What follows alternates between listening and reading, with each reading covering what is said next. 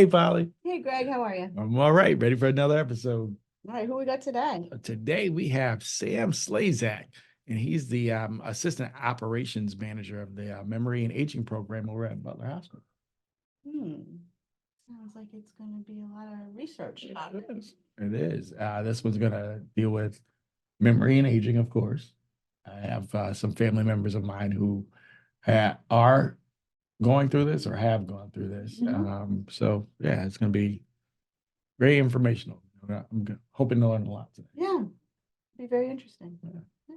So we'll see. Got a lot of questions for Sam, and we'll see how this goes. Yeah, all right. All right. Without further ado, today joining us on the Totally Preventable podcast, we have Sam Slezak, the Assistant Operations Manager of the Memory and Aging Program at Butler Hospital. Sam, how are you doing today? I am doing great. How are you folks doing? I'm good. Very good. Thanks for taking this time out with us. And we're going to start it off like we normally do. Can you just tell us a little about yourself and how you got to where you are today?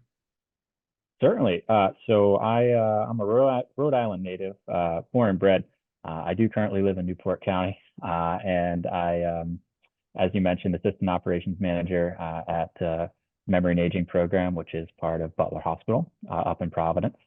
And I actually have 2 degrees from the University of Rhode Island, a bachelor's degree and a master's degree in kinesiology, so I didn't necessarily study neuroscience or psychology, but during my master's degree, I did some work with an older population in the research that I was doing for my thesis, and that was a very good transferable experience to work with the Memory and Aging Program. So I've been with them since 2017, so over 6 years.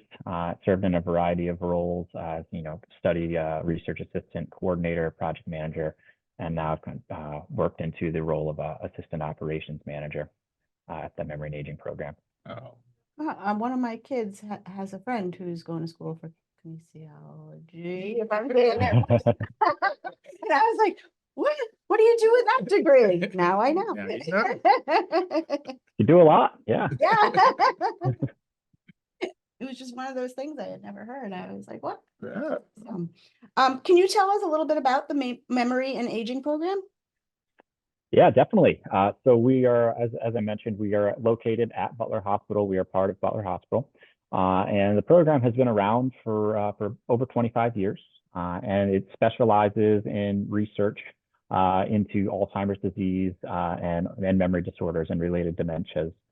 So for basically the program's existence, we've been focusing on finding ways to treat Alzheimer's disease, identify it, prevent it, things like that. And so that's just kind of the brief overview. We have a team of almost 60 staff now, working diligently on that goal. Now, you mentioned Alzheimer's and dementia. Are there other memory diseases that maybe, aren't as they say, the trendy named or things that we may not know of that are out there? Absolutely, yeah. So Alzheimer's disease is a form of dementia. So dementia is the kind of the overarching term, the umbrella, if you will, and Alzheimer's dementia is a form of that. But there are absolutely very many different forms. So we also do research in different forms of dementia. For example, frontotemporal dementia. A lot of these dementias could have vascular components or contributors to it. So there are certainly other forms out there, as you mentioned. Alzheimer's is definitely the most well known, and also for large reason being most prevalent form. So most common. But yeah, there are absolutely various forms, and we do involve, some of our trials do involve research into those other forms of dementia as well. That's a great segue into my next question, because I was going to ask what type of clinical trials or research is offered with the program? So we have a variety of different trials that we run. At any given point in time, we have probably at least 20 different clinical trials going on at our program.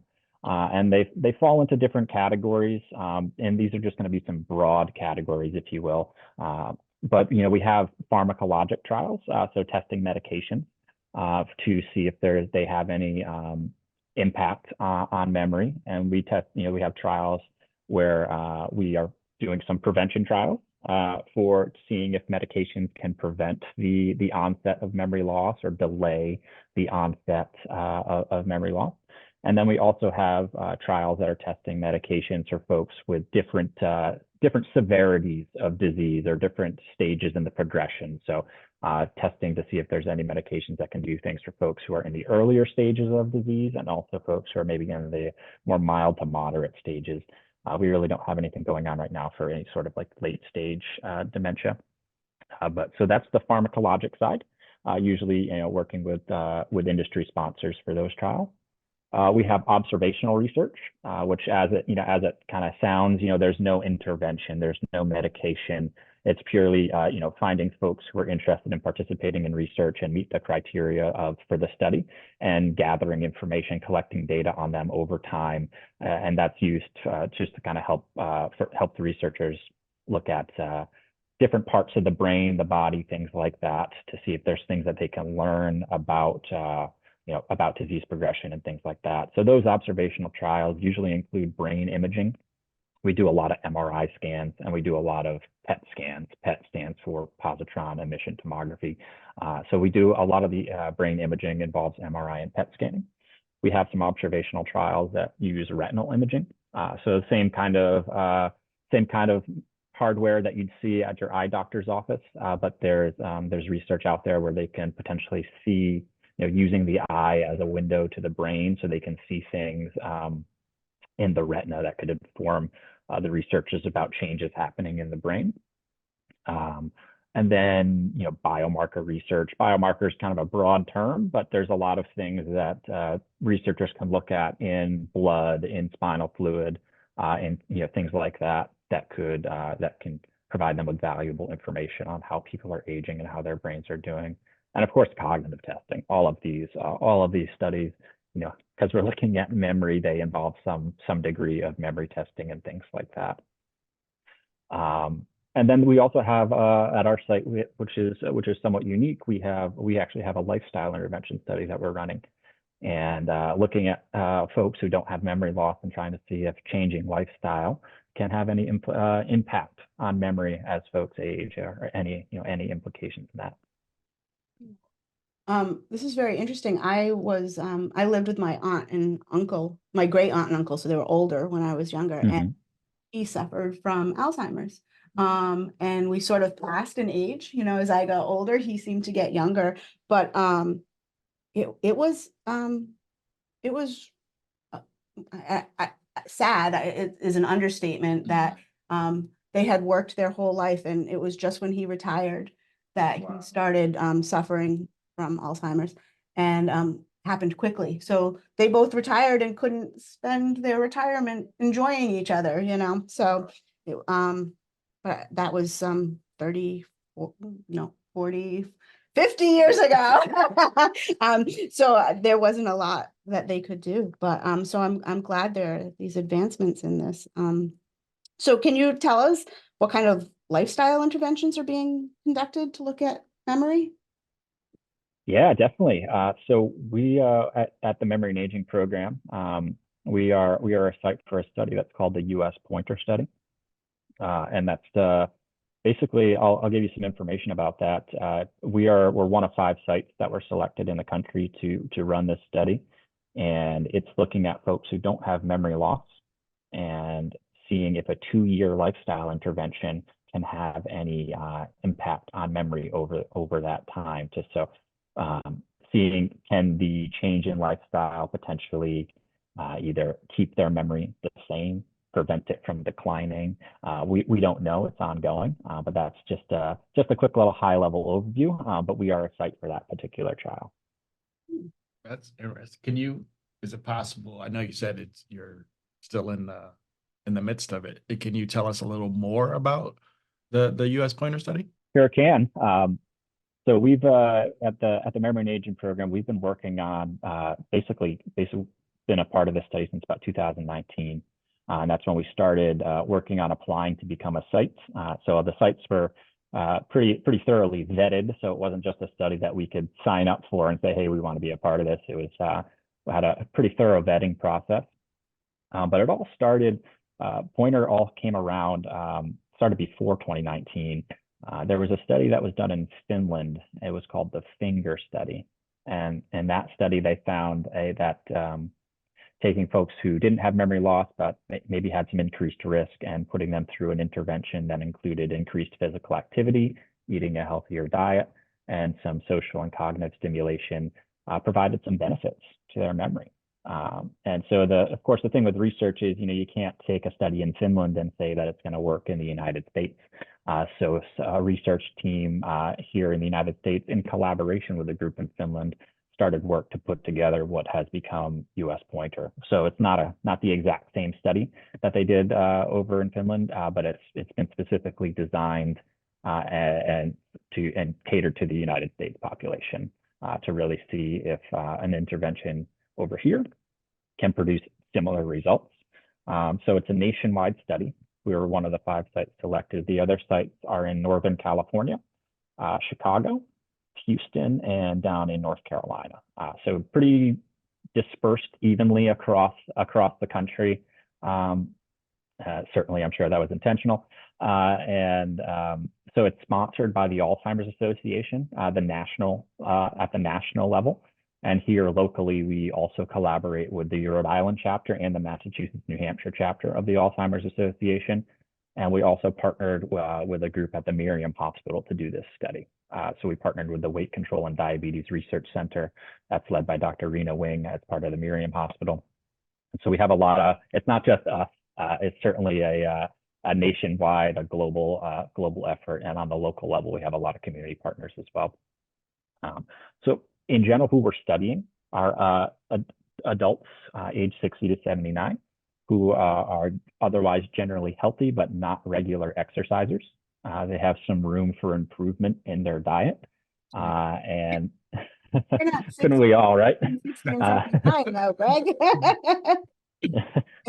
Yeah, I think if you ask most people, everyone would be like, yeah, I could probably do a little bit better with my diet, So there's some specific criteria that folks had to meet when it came to the diet, and also have some level of potentially enriched risk for future memory loss.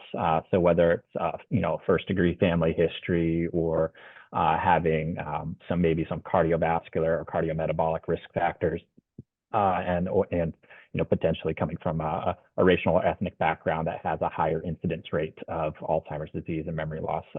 So some level of enriched risk. And so we take those folks, if they're eligible and they want to participate, we enroll them in the study, and then they go through a 2-year intervention. And there's 2 groups that we're testing. Both of the groups involve increasing your physical activity, eating a healthier diet, increasing your social stimulation, and that, doing things more socially, and then cognitive stimulation of some kind. We have a self-guided group where participants are provided with resources, education, support to help basically put together a program that will work best for them and their schedule and their lifestyle. And then the other group is a structured group where everything is planned out and participants are just asked to follow it. So it's, in the age range that we have, and folks coming from different backgrounds and different lifestyles, the intention is to test whether or not either of these intervention styles is more effective, and also if either of them are effective, because some folks might like the structure, some folks might like the flexibility to kind of plan out their program the way they want it. So they go through the 2-year intervention. That's where our partners at the Miriam come in. That group specializes in lifestyle interventions. So they are handling, the intervention delivery, if you will. And at Butler Hospital, we're doing the screening, the enrollment, and then all the follow-ups, because we don't just send them out for 2 years and say, see you later. They come back to see us every 6 months for follow-up memory testing, and all sorts of other assessments that we do just as part of the data collection process for the study. So I could keep going, but It's super. It is. I for one can enjoy the fact that the Finland study was the finger, and now the US one is the pointer. So I guess if anyone I didn't even make that see? connection. Look at that. I can enjoy that. Oh, Wow. yeah. I was like, never mind. It sounds dumb. How many people do you have in this study? So nationwide, the target was 2,000, and at the close of recruitment, the nationwide, we actually exceeded that goal. Locally, we have 376 people just in Rhode Island, southeastern Mass, and some small amount, I think, from eastern Connecticut. But we have 376 people locally who we've enrolled in the project. That's great. Wow. Mm. Yeah. Hard to get people, like, is it hard to recruit people for a study? Of this magnitude, we had to contact. There was over, I believe it was over. Gosh, I think we got close to 1 million people we had to reach out to, or pieces of mail that we had to send out. So we had to reach out to a lot of folks to recruit for, and it's study wide and nation level. Yeah, there was loads of people contacted just to get that many folks who all met the criteria, because we had a lot of people who were interested that just didn't meet the study criteria. So it was a long time. We just finished recruitment in the spring of 2023, and we started in the spring of 2020. So it took us 3 years to get that many folks just here at our site.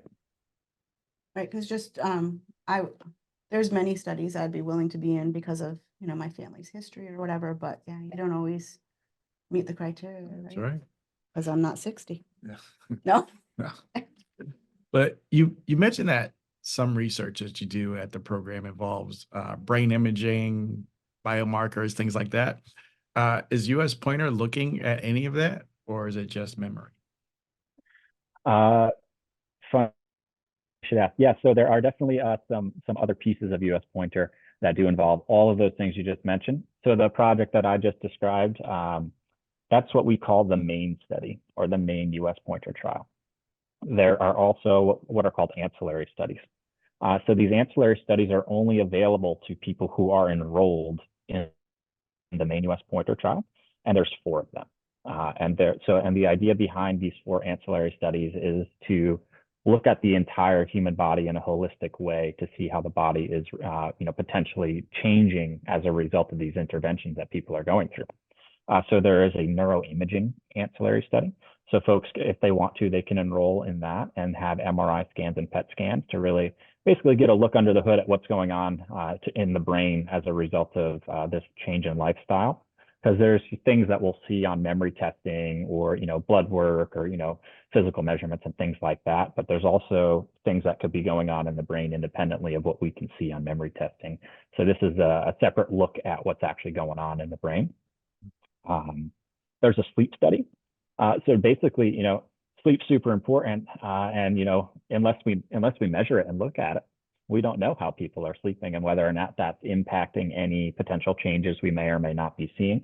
So that involves an at-home sleep study. So we give folks a kit, they take it home, they do a sleep study at home, and they send it back to us, and we get some data from that. There's a neurovascular study. So that's basically looking at the blood vessels that supply blood to the brain, because getting enough blood to the brain is obviously very important for getting oxygen to the brain, and also nutrients and things like that. So doing that as well. And then a microbiome study looking at gut health. So if potential exercise and dietary changes and things like that, does that have any impact on what's going on in our guts? So these are all these studies are optional, but so folks don't have to participate in these ancillary studies if they don't want to, but they are available to folks in the main study if they so choose. So we're looking at all those different pieces of the pie to really see, get as much information as far as what's going on to folks' bodies from participating in this project. This could be completely in left field, but I've recently started to really want to know this, because you always hear that in a lot of different diseases and ailments that are out there, a healthy diet is one thing, and sleep is another thing that can help prevent a lot of this. But when it comes to sleep, does it have to be natural? Or if you use like a sleep aid, like a melatonin, does that affect any of the research in any kind of way when it comes to like the sleep portion of it? Mm-hmm. So in general, we ask folks who are in our sleep study. There's there's some data that we collect on whether or not they take sleep medications and things like that. I do know this is certainly a little bit out of my wheelhouse as far as speaking on the impact of sleep aids on sleep quality. I do know there's a lot of research that has been done and continues to be done in that area, because as you mentioned, there's a lot that goes into sleep, right? It's more than just like, am I putting my head on the pillow and getting a certain number of hours? The quality of sleep and the type of sleep you get really matters. And so depending on which sleep aids that people may or may not be using, that could potentially impact, the types of sleep that they're getting and the quality. So that would be, that could be a whole other podcast. Yeah. Duly noted. I'm currently working on quality of sleep, Yeah. and quantity, but it's difficult. When do you expect the results of your study back? It's a great question. So as a study nationwide, we finished recruitment in the spring of 2023. And so that very last person that signed up, they have to go through their 2-year intervention. So that will bring us to spring of 2025. That's when the participant visits will stop. And then the biostatisticians and the data team at our coordinating center, they need some time to actually, do all the data analysis and really find out what happened. So I think they're hopeful for sometime summer 2025 for some preliminary results. But I'm sure there'll be more coming after that. But I think that currently is their tentative goal, is maybe summer of 2025, somewhere around there, to potentially maybe get some info. It's a nice quick turnaround. Yeah, that's good. Providing that last person does everything they need to do. Right, yeah. You don't want to Exactly. Yeah. On Judy, we're waiting on you. Things seem to take a lot longer here than that. What if the Pointer study shows that lifestyle changes can have some positive impact on memory? What are the implications of that? I mean, it could be potentially huge, right? I mean, if I think we all know that exercise is good for us, right? Like that's not exactly a secret. Every time you go to your doctor, for a checkup or whatever, they probably ask you, or say, getting enough exercise, things like that. Same thing with diet, right? It's always kind of, everyone knows that being active and eating a healthy diet is something that's good for them. But to this point, it hasn't necessarily been definitively proven that eating healthy and exercising, and also the other parts of the intervention, we can't forget, being socially active and stimulating our brain. Those are all components. But if these are things that are that can be proven to have some positive effects on memory and cognition, and potentially keep our brains healthy for longer. I mean, eating healthy and exercising and doing the things doesn't involve taking medication, which people may or may not be supportive of, or maybe have other things that maybe prevent them from doing that. It's accessible for most. I won't say it's necessarily accessible for everyone, but it could be. And especially if it's proven to work, then there's all sorts of agencies within state, federal, community agencies that could potentially work to make it more accessible for folks. So if that's something, and there's no timeline, you don't have to start doing those types of things when you turn 65. People could start doing that stuff at any age. And then if we find that to be successful here in the United States, there's global implications, right? Because everyone can be physically active and modify their diets worldwide. And there's actually, as a result of the finger study, there's a network that's called Worldwide Fingers. And right now there are 62 countries that are either in actively running studies similar to the finger and pointer studies, or in the planning phase. So it's really kind of become a bit of a worldwide movement, hence the name Worldwide Fingers here, where other studies are jumping in and seeing, designing studies that are specifically tailored to their countries and their populations, to really see if this has, if this can work for their people. So it could be pretty big. Yeah.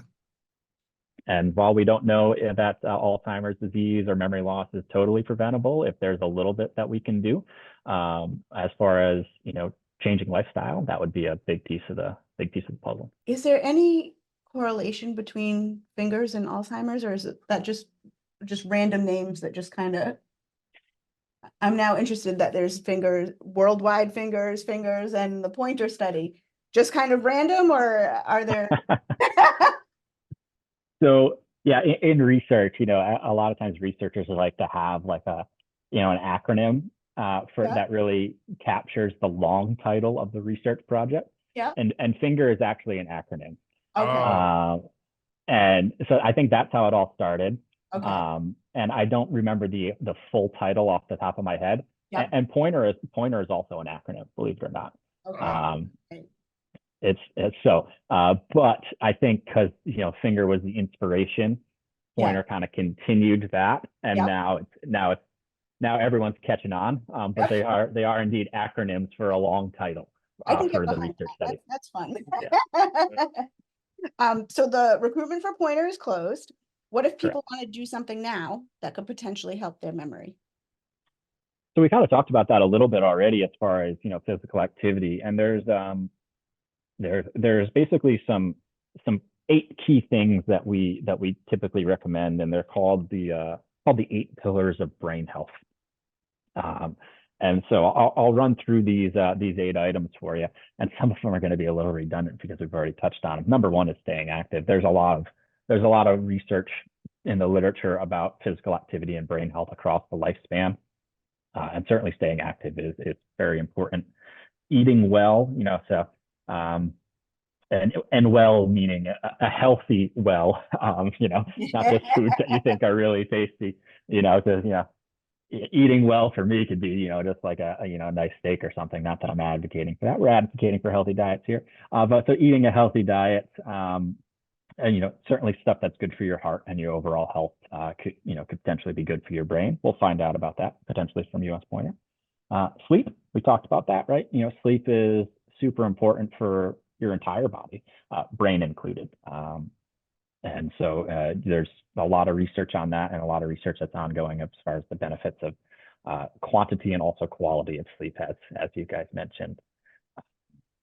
Number 4 is exercising your brain. Actually, kind of challenging your brain to do things that it's not normally doing. So that could be something as simple as reading. People aren't normally reading. Just picking up a book and reading something, playing games, brain games, other types of games, crossword puzzles, Sudoku puzzles, things like that, or learning a new skill, whether it's learning an instrument, learning a new hobby, learning how to speak another language, things like that. Just kind of taking your brain and doing something with it that it's not normally used to can be beneficial.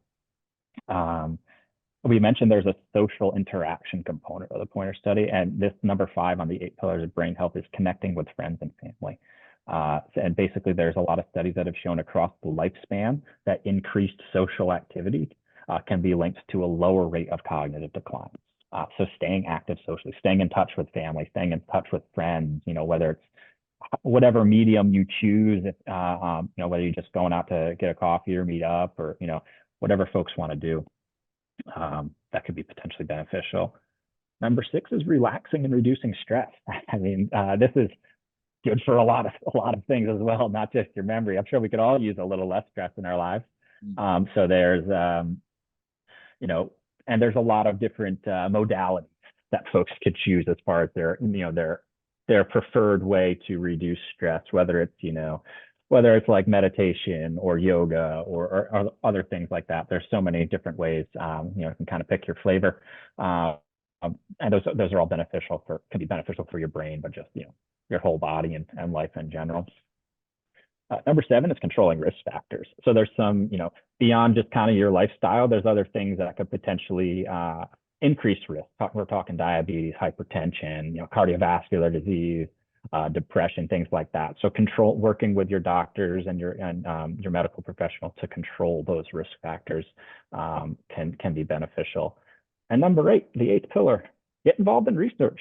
We can't find out more about memory and aging, and if these things work, if we don't have folks willing to to partner with us to see if they do. And there's so many different types of research studies out there. All of course voluntary. We're always looking for volunteers. So we have a lot of options, and not just with us. There's loads of research options out there, and folks can find one if they're interested. Find the one that really fits them, fits their lifestyle, and what they're interested in, and help us figure out what's going on, so we can try to find ways to either treat, prevent, or just learn more information about Alzheimer's disease and dementia. I don't know about you, but I'm not hitting any of the pillars out of the park Uh, at all. Oh, for 8? I mean, I touch on a few of them, but to say that I'm solidly hitting a pillar, no, none. Are you working on any of them? I try, but That's all right. That's the I start. bet I'll start working a lot harder today. Yeah. Look at that. It all starts today, right? That's right. Now, what should people do if they think themselves or a friend or family member is having memory difficulty? So what we typically do here is our local chapters of the Alzheimer's Association have some great resources for that. I mean, that's a really tough scenario for someone to be in, right? A family member, a loved one, a close friend, if they're noticing something that maybe they think are changes in memory, that's obviously a really hard situation to navigate. And there's quite a few good resources that the Alzheimer's Association can provide. So if you have interested listeners, we can provide some links to their resources if you guys have ways to share that with the listeners. And the Rhode Island chapter of the Alzheimer's Association is great. They have a great team, and so there's a lot of good materials and information for there. And if someone is worried about themselves personally, I certainly advocate for them going to see their doctor and getting an evaluation by their primary care doctor. What if people want to get involved in research? What should they do? We have quite a robust research program. So, I mean, the first stop, they could check out our website is butler.org/memory. And so that has a listing of our currently active trials on our website and information about our program and other ways to get in touch with us. If folks would prefer to talk to a person, they can reach out. We have our phone numbers listed. We can also give you guys that to share with your listeners as well. We have a dedicated outreach team that's very well versed in all of our clinical trials and would be able to chat with folks and share what's available and what might be a good fit for them. And if folks want to stay up to date with what we're doing, learn more, or also see if they might be a good fit for trials with us, we have an Alzheimer's prevention registry. So what this does is if they sign up, they provide a little bit of a baseline of information about themselves, a little bit of info about medical history, family history. And with that, we can gives us a much better idea of what trials they might be interested in. It doesn't obligate them to participate in any of the trials, but if they say, hey, I'm interested in research, and we know how old they are, if they have a first-degree family history, things like that, then that helps us be able to better prepare them with a trial they might be eligible for. And it also allows folks to receive our quarterly newsletter, which shares, happenings in the field, breakthroughs, updates to the science, things like that, relevant information, so that they can sign up for our newsletter as well and to stay in the know. I mean, are there any other prevention studies going on? We have another one. It falls into that first kind of category I mentioned earlier, the pharmacologic category. It's called the AHEAD study. It is actively recruiting, looking at folks 55 to 80 who have some level of elevated biomarkers for Alzheimer's disease, but without any sort of significant memory problems right now. So looking to see if testing this medication can potentially delay onset or prevent onset of memory problems. So we do have that is actively recruiting. If folks are interested, certainly encourage them to check out our website, join our registry, or just give our outreach team a call. We have a dedicated team that'll be happy to talk to folks if they have any interest in learning more or finding out if they might be a good candidate for that. And there's certainly other efforts underway in the field, even if we don't have trials that are in prevention, there's quite a large focus of that in the field as well, as folks are just trying to shift that focus earlier and earlier in the life cycle to see if there's ways to kind of catch things before they start getting bad. This has been great. It is Very informative, very understandable. I'm always worried when we have research people and I'm not gonna understand what they're talking Exactly. about. It's been great. Hit it out of the park. That's right. Oh, thanks so much. I'm Yeah, happy to be here. Appreciate you guys giving me the opportunity to come on and share what we do. All Awesome. Thank you so much. right. Thank you both. Appreciate it. Have a great day.